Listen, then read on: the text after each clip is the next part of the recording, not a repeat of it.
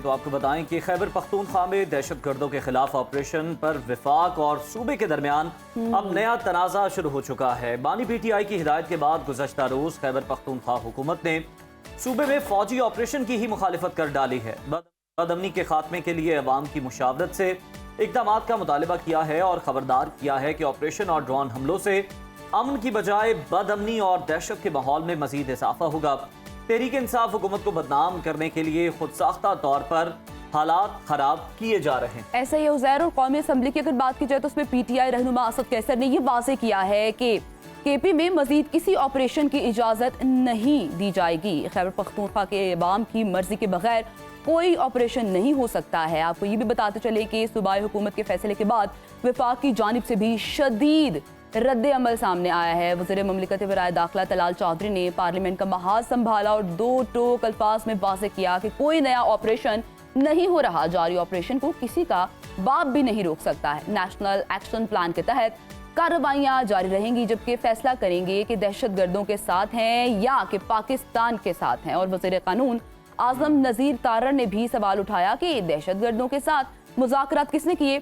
आज हम सबको दहशत गर्दी से पाक पाकिस्तान चाहिए। दहशत गर्दी पर किसी सूरत कॉम्प्रोमाइज नहीं होगा। जहां दहशत गर्दी है वहां पर कार्रवाई जरूर अमल में लाई जाएगी। और साथ ही हुकूमत ने एक बार फिर तहरीक इंसाफ को मुज़ाकरात की दावत दे दी है। राना सनाउल्लाह ने तहरीक इंसाफ को स्पीकर ऑफिस में मुज़ाकरात की पेशकश की और कहा कि अगर ऑपोजिशन को कोई मसला आ रहा है तो स्पीकर के पास आ जाएं, मिलकर बैठते हैं और मसला हल करते हैं। गुज़श्ता रोज वफाकी वजीर आज़म नज़ीर तारड़ ने क्रिमिनल लॉ और 26वीं तरमीम में बेहतरी के लिए ऑपोजिशन जमातों को मुज़ाकरात की दावत दी थी। इसी तमाम तर सूरत हाल पर बात करने के लिए हमारे साथ मौजूद हैं सीनियर तज्ज़ियाकार राना मुबशर साहब। राना साहब, होपफुली आप बिल्कुल ठीक होंगे। वेलकम टू सुनो पाकिस्तान। क्या कहेंगे, PTI रहनुमाओं की सजाओं और नाहलियों के खिलाफ सरापा एहतजाज भी हमें दिखाई दे रही है। ज़िमनी इलेक्शन के बाद उसका भी बाइकआउट कर दिया गया है। तो सियासी इस्तेहकाम के लिए हुकूमत की जानिब से बार बार मुज़ाकरात की जो दावत दी जा रही है, हुकूमत और PTI में मुज़ाकरात का कितना इम्कान आपको दिखाई दे रहा है? जो मेरा ज़ाती ख्याल ये है कि तारड़ जो है, जो लॉ मिनिस्टर है, वो चाहते ये हैं कि PTI वालों से मुज़ाकरात हों। वो मुज़ाकरात की बेसिस क्या है? बेसिस ये है कि वो चाहते ये हैं कि 26वीं आईनी तरमीम में एक छोटी से एक क्लॉज है, ठीक है, और वो तो कोई लॉ एक्सपर्ट ही आपको बता सकता है वो क्या क्लॉज है, उसका इम्पैक्ट क्या होगा। लेकिन उस क्लॉज पे तारड़ जो है, लॉ मिनिस्टर जो है, वो बात करना चाहते हैं PTI वालों से, जिसके तहत ये हो सकता है कि जितने लोग यानी कि जितने पार्लियामेंटेरियंस जो हैं जिनको सजाएं हुई हैं 10-10 साल की, वो जनाब वहां पे उनको रिलीफ मिल जाएगा इन वन वे और दी अदर, और वो दोबारा असेंबलियों में आ सकेंगे, बैठ सकेंगे। सो ये इस किस्म के मुज़ाकरात हैं, एजेंडे पे ये बात है, और ये बहुत बड़ी खबर है जो मैं आपको दे रहा हूँ। और ये इनिशिएटिव जो है ये हुकूमत की तरफ से लिया गया है, और ये इनिशिएटिव हुकूमत की तरफ से तारड़ ने, जो लॉ मिनिस्टर है, उन्होंने लिया है। और वो चाहते ये हैं कि PTI और हुकूमत जो है वो they should seat across the table. और ये जो इस मसले पे जो मुश्किल पैदा हुई है, यानी कि इलेक्शन कमीशन ने उनको जनाब डिस्क्वालीफाई कर दिया जिन लोगों को सजाएं हुई हैं, और उनको ठीक है हाई कोर्ट्स से उनको रिलीफ मिलेगी, और जरताज गुल को हाई कोर्ट से रिलीफ मिल गई है। मैं ये भी आपको खबर देता हूँ, पेशावर हाई कोर्ट से एक रिलीफ मिली है। और वो ये है कि जनाब जब सज़ा होती है तो आपको अपने आप को सरेंडर करना पड़ता है, और सरेंडर करने के बाद आप जाते हैं अपील के लिए। लेकिन high court, Peshawar high court ने जरताज गुल को जो रिलीफ दी है वो ये दी है कि सरेंडर किए बगैर वो हाई कोर्ट में अपनी प्ली लेके जा सकती हैं, 10 साल की डिस्क्वालिफिकेशन और जो भी उन पे इल्ज़ामात लगे हैं। सो ये एक प्रेसिडेंट सेट हो जाएगा, और जब ये प्रेसिडेंट सेट होगा तो ये बाकी लोग जो जिनको 10-10 सालों की सजाएं हुई है उनको भी रिलीफ मिलेगा। So this is a big time news जो मैं आपके साथ शेयर कर रहा हूँ। और अगर जरताज गुल को रिलीफ मिला है तो डेफिनेटली बाकियों को भी मिलेगा रिलीफ इस तरीके से। और जब हुकूमत जो है वो भी चाहती है कि जनाब इस पे कोई बातचीत हो जाए, और ये लोग जो डिस्क्वालीफाई हुए हैं या जिनको 10-10 साल की सजाएं हुई हैं वो भी किसी ना किसी तरीके से वापस आ जाए। तो मेरे ख्याल में अगर ये इनिशिएटिव लिया जाए तो ये आइस ब्रेकिंग समझी जा सकती है। This could be the ice breaking, और आइस ब्रेकिंग यही है कि हुकूमत जो है पीटीआई वालों को दूसरे जो प्रॉब्लम्स हैं, दूसरे जो इश्यूज हैं, उनमें भी इनिशिएटिव अगर ले और उनमें भी इनको बिठाए पीटीआई वालों को, तो मेरे ख्याल में नथिंग लाइक इट। और मेरी इतलात ये है कि मेजॉरिटी लोग जो है पीटीआई के अंदर जो मौजूद हैं वो चाहते हैं ये कि वो जनाब हुकूमत से मुज़ाकरात हो। बिल्कुल सही है राना साहब, ये तो बड़ी अहम खबर आपने दे दी और समझ भी आ रही है कि मुस्तकबिल में क्या हो सकता है इसकी बेस पर। ये भी बताइएगा कि बानी पीटीआई ने अली अमीन गंडापुर को हिदायत की है कि केपी में ऑपरेशन रोका जाए क्योंकि ये अवाम को पीटीआई के खिलाफ करने की कोशिश है, मगर तलाल चौधरी ये कहते हैं कि नेशनल इलेक्शन प्लान पर अमल दरामद किसी का बाप भी नहीं रोक सकता। क्या गंडापुर केपी में दहशत गर्दों के खिलाफ ऑपरेशन को रोक पाएंगे? इतनी सकत है उनमें? जो है ना वो एक सिचुएशन, और उसकी सिचुएशन बड़ी मुश्किल में है। Late me put it this वे, गंडापुर जो है उसको वर्कर है, जो पीटीआई का वर्कर, वोटर, सपोर्टर, वो उसकी भी उसको हीट फेस करना पड़ती है गंडापुर को। फिर उसको वो एक चीफ मिनिस्टर भी है। So as a chief minister या चीफ मिनिस्टर के ऑफिस में जब बंदा बैठता है या चीफ मिनिस्ट्री संभालता है तो उसका रोल डिफरेंट होता है। उसने सारे चीफ मिनिस्टरों से भी मिलना होता है, उसने हुकूमत के लोगों से भी मिलना होता है, ठीक है जी, और उसने मरकज़ के लोगों से भी मिलना होता है, वज़ीर आज़म से भी मिलना होता है, कोऑर्डिनेशन भी होती है। सो एस्टेब्लिशमेंट के साथ भी कोऑर्डिनेशन होती है। सो एक तो वो उसका रोल वो हो जाता है, ठीक है। वहाँ पे वो उस रोल को जब पूरा करने की कोशिश करता है तो उसको गाली पड़ती है, ठीक है, अपने वोटर सपोर्टर से, और वो कहते हैं जनाब कि गंडापुर कॉम्प्रोमाइज्ड हो गया, ठीक है। चलो दूसरी तरफ अगर वो जाता है, पार्टी का रोल जो है उसके पास कि मैं पीटीआई का चीफ मिनिस्टर हूँ, पीटीआई के लोगों को साथ लेकर चलूंगा जी, तो वहां पे जनाब वो तगड़ा हो जाता है, ठीक है। वहां पे जनाब वो ऐसी बातें कर देता है, कई दफा वो ट्रैक से उतर भी जाता है गंडापुर, ठीक है, लेकिन दूसरे दिन, चौथे दिन फिर वो ट्रैक पे चढ़ भी जाता है, फिर उसको बैलेंसिंग एक्ट में पड़ जाता है। सो वो एक मुश्किल में है, ठीक है। और उस मुश्किल सिचुएशन से निकलना उसके लिए कोई आसान काम नहीं है। और कई दफ़ा गंडापुर पे ये भी लग जाता है इल्ज़ाम के जनाब वोटर सपोर्टर को लेके निकलता है जब वो जलसे जुलूसों में, उस पे वोटर सपोर्टर उस पे एतबार नहीं करता। जैसे इस्लामाबाद का जलसा हुआ था तो उसको कहा जी मैं जरा बाथरूम से होके आता हूँ, तो लोग उसको बाथरूम भी नहीं जाने देते, कहते नहीं तू कंटेनर तक खड़ोता रहे, तू नाच जाएगा। अच्छा राना साहब, हमें ये भी बताएगा, जैसे हम मुल्क की सियासत की बात ही कर रहे हैं, तो तहरीक इंसाफ की अगर हम लोग बात करें, उन्होंने एहतजाज के लिए 14 अगस्त की नई तारीख भी दे दी है। शेर अफजल मरवत दूसरी जानिब ये कह रहे हैं कि 14 अगस्त का जो एहतजाज है उसका अंजाम भी 5 अगस्त जैसा ही होगा। तो तहरीक इंसाफ कौमी दिन पर एहतजाज करके आखिर क्या मकासद हासिल करना चाहती है, आपको क्या लग रहा है?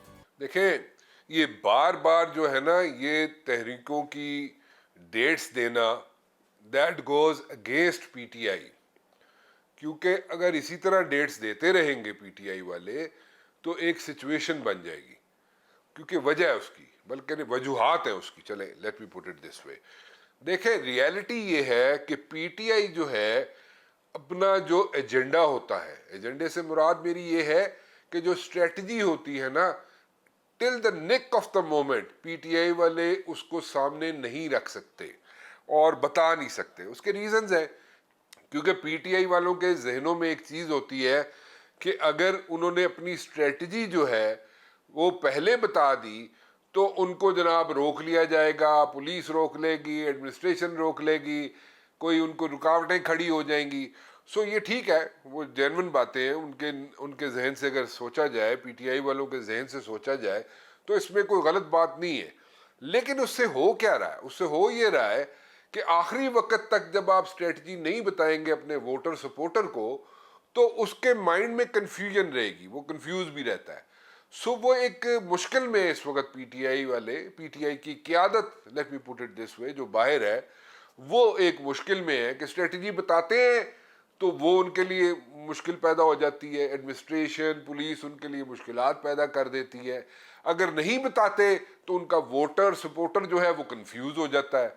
सो वो एक they are in a catch 22 situation, let me put it this way. So PTI वालों के लिए एक मुश्किल पड़ी हुई है, वो स्ट्रेटजी बताते नहीं है। लेकिन मेरा जो जाती ख्याल है वो ये है कि बार बार ये जो कॉल्स दी जाती है ना एवरी नाउ एंड देन, वो मेरे ख्याल में वो अपना इम्पैक्ट जो है, वो अपना वजन जो है जो प्रोटेस्ट का होता है वो खो जाता है, ठीक है, और वो नहीं होना चाहिए। सो आपने अगर देनी है प्रोटेस्ट की कॉल तो ठीक है दें, जैसे इन दिस पर्टिकुलर केस जो 5 अगस्त वाली कॉल थी, उसमें जो कॉल में जो स्ट्रेटजी बनाई गई थी, जो इनिशियल उनकी स्ट्रेटजी थी पीटीआई वालों की, वो ये थी कि जनाब जितने एमपीएज हैं वो अपने हलकों में जनाब करेंगे एहतजाज, एमएनएज अपने हलकों में एहतजाज करेंगे। सो वो एहतजाज वाली जो स्ट्रेटजी थी वो बेसिकली ये थी। लेकिन उसके बाद हमने केपीके में एक डिफरेंट तरीके से एहतजाज देखा। ठीक है, वहाँ पे उनकी हुकूमत है, वहाँ पे ऐसा रुकावट कोई नहीं है उनके लिए और वहाँ पे प्रॉब्लम्स नहीं है, तो वो उन्होंने वहाँ पे मुख्तलिफ तरीके से एहतजाज किया। पंजाब में मुख्तलिफ तरीके से एहतजाज किया, सिंध में उन्होंने मुख्तलिफ तरीके से एहतजाज किया, लेकिन एहतजाज किया, लेकिन उसका इम्पैक्ट जो है वो एज सच वो क्रिएट नहीं हो सका जो वो एक्सपेक्ट कर रहे थे। लोग निकले, ये मैं नहीं कह रहा कि लोग नहीं निकले, लोग निकले, लेकिन वो जो एक्सपेक्टेशंस थी वो एज सच वो पूरी नहीं हुई, ना वोटर की, ना सपोर्टर की, ना पार्टी के लीडरान जो है उनकी वो एक्सपेक्टेशंस पूरी नहीं हुई। मैं ऑनेस्ट ऑब्जर्वेशन इसलिए दे रहा हूँ कि उसकी वजह है, उसमें मल्टीपल रीजंस है। I think I should not go into details, लेकिन मल्टीपल रीजंस उसमें ज़रूर हैं कि वो इम्पैक्ट, वो strategy as such I would say कि वो क्रिएट नहीं कर सकी इम्पैक्ट जो एक्सपेक्टेशंस थी। बिल्कुल सही राना साहब, पीटीआई की जानिब से ये खदशा जाहिर किया जा रहा है कि उनके नवासी अरकान पार्लियामेंट को नाअहल किया जा सकता है। ये खदशा उनका कितना दुरुस्त है और इस हवाले से आपकी क्या मालूमात है? देखिए, एक तो सिनेरियो ये है कि जनाब कोई ना कोई तारड़ बैठे, पीटीआई वाले बैठे, 26वीं आईनी तरमीम में 19-20 आगे पीछे करके कोई रास्ता निकाल लिया जाए और जिनकी डिस्क्वालिफिकेशन हुई है या मज़ीद जो डिस्क्वालिफिकेशन की आप बात कर रहे हैं वो उससे बचा जा सकता है। अगर नहीं होता तो अगर कोई रास्ता नहीं निकलता या हुकूमत कोई रास्ता नहीं निकाल सकती या पीटीआई के साथ उनकी बात नहीं बनती है, तो ये जितनी तादाद आप बता रहे हैं इतनी तादाद में अगर लोग डिस्क्वालीफाई हो जाते हैं तो फिर तो एक ही चीज़ है, फिर तो बाई इलेक्शंस है। तो बाई इलेक्शंस में फिर यही होगा कि फिर बाई इलेक्शंस में एक दोबारा से ये लोग अपने कैंडिडेट्स पिच करेंगे पीटीआई वाले और फिर एक सिनेरियो डेवलप होगा कि जनाब कौन सा बंदा जीता कौन सा नहीं जीता, और फिर जनाब सारा ओनस जो है फिर हुकूमत पे आएगा, सारा प्रेशर जो है फिर हुकूमत पे आएगा। और जाहिर है उसमें जो भी हुकूमत बैठी होती है वो कोशिश तो ज़रूर करती है ना बाई इलेक्शन में कि उसके बंदे जीते या उसके कैंडिडेट्स जीते, ठीक है। तो और होता ही है कि जो हुकूमत बैठी होती है उसका ग्राफ ऊपर तो कभी भी नहीं गया, नीचे ही जाता है हमेशा।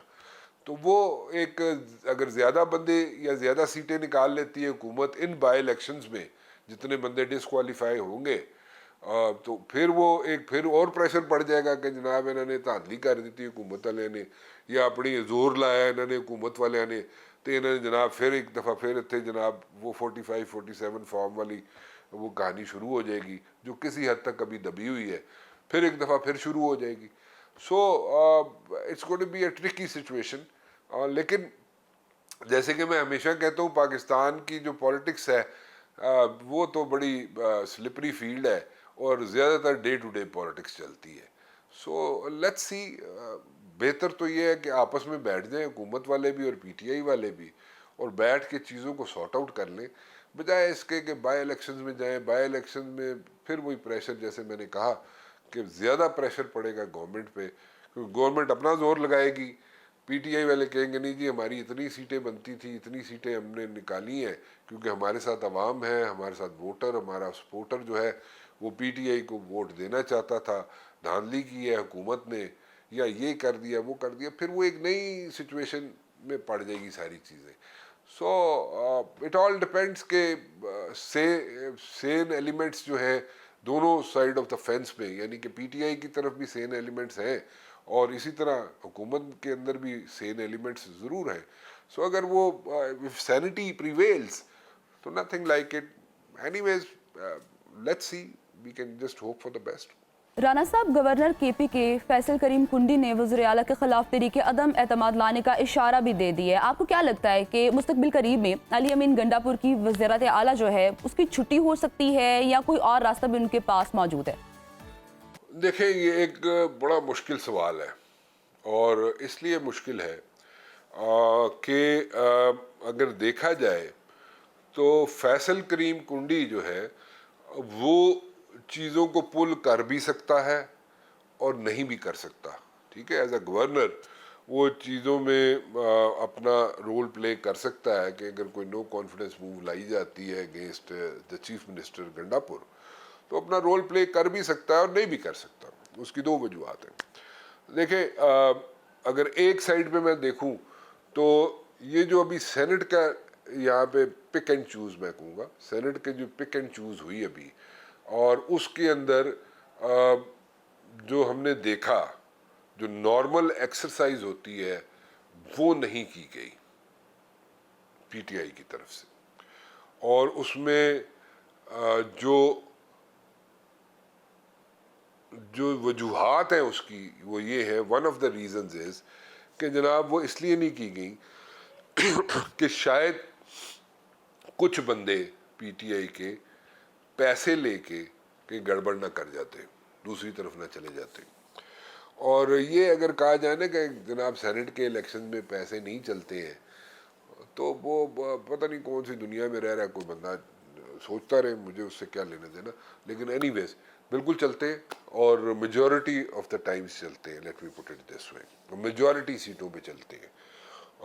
बहुत कम हो कहीं पे ना चले, लेकिन मेजॉरिटी सेनेट के इलेक्शन में पैसे ज़रूर चलते हैं। ठीक है, और उसके ये अगर कहा जाए कि प्रूफ है या नहीं है तो कई दफ़ा यहाँ पे प्रूफ भी आए, ठीक है, लोगों ने प्रूफ भी दिखाए, लेकिन उसको डिनाइल मोड में लोग चले जाते हैं कि नहीं जी ये मैं ऐसी बात नहीं है। बट एनीवेज ये होता है, ठीक है, ये चलता है और चलता आएगा, ठीक है, और चलता रहेगा ऐसे।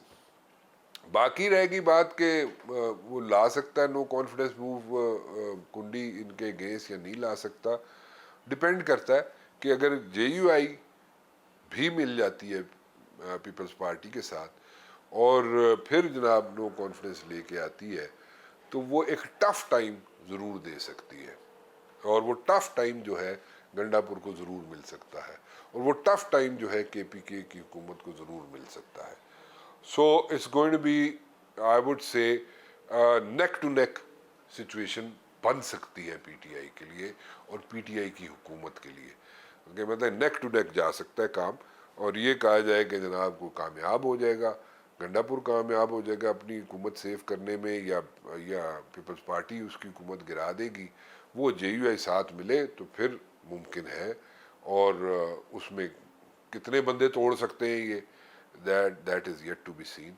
क्योंकि पहला एग्जांपल मैंने आपको दे दिया, सेनेट की जो सिलेक्शन थी, नॉट इलेक्शन, सिलेक्शन जो थी, उसमें कई चीज़ें ऐसी थी जो नॉर्मल प्रोसेस का हिस्सा थी, लेकिन उसमें अपने कार्ड्स ओपनली शो नहीं किए थे पीटीआई ने, and there was a reason to it, and the reason was कि देयर वाज अ एप्रीहेंशन कि जनाब कई बंदे टूट ना जाए पैसे लेके। सो उसको भी जेहन में रखें, अगर उस वक्त एप्रीहेंशंस थी तो अभी अगर नो कॉन्फिडेंस आती है तो वो अगर यहाँ पे कोई बोरियों के मुंह खोल दिए जाए तो वो भी हो सकता है। राना साहब, इस पर भी कमेंट कीजिएगा। वज़ीर दिफा ख्वाजा आसिफ ब्यूरोक्रेसी पर करप्शन के संगीन इल्जामात आयद कर रहे हैं और सियासतदानों को मासूम करार दे रहे हैं। इसके साथ उनके इस्तीफे की अफवाहें भी गर्दिश कर रही हैं। आप ख्वाजा आसिफ साहब के बयान से कितना इत्तेफाक करते हैं और ब्यूरोक्रेसी को करप्ट करने का आखिर जिम्मेदार है कौन? ये भी, इसके भी दो एंगल्स हैं। जो पॉलिटिशियंस हैं, जो भी पॉलिटिशियन हो, जो बैठा होता है उसके नीचे जाहिर है एक ब्यूरोक्रेट भी बैठा होगा, कोई सेक्रेटरी होगा, जिस भी मिनिस्ट्री में कोई बैठा है सियासतदान उसके नीचे सेक्रेटरी भी होगा। ठीक है, तो जैसे देखें बाहर के ममालिक में होता है कि जैसे कोई कांग्रेसमैन है, कोई अमेरिकन कांग्रेसमैन है, कोई अमेरिकन सेनेटर है, उसके साथ एक पूरी टीम होती है। ठीक है, वो टीम कौन होते हैं, वो उस जो भी सब्जेक्ट होता है उस कांग्रेसमैन का या सेनेटर का, अमेरिकन का, वो जो आईवी लीग के बच्चे बच्चियां होते हैं, ठीक है, जो कि एक्सपर्ट्स होते हैं, जिनके ब्रेन्स यूज़ किए जाते हैं, वो अपनी सजेशंस लेके या अपनी इनपुट देते हैं उन लोगों को, उस कांग्रेसमैन को या उस सेनेटर को जो उस पर्टिकुलर फील्ड में अपनी अपनी यूनिवर्सिटीज़ में वो जो आईवी लीग की यूनिवर्सिटीज़ हैं वहाँ से पिक किए जाते हैं, वो उनके साथ जोड़े जाते हैं सेनेटर्स के साथ या कांग्रेसमैन के साथ, वो उनको अपनी इनपुट देते हैं, ठीक है।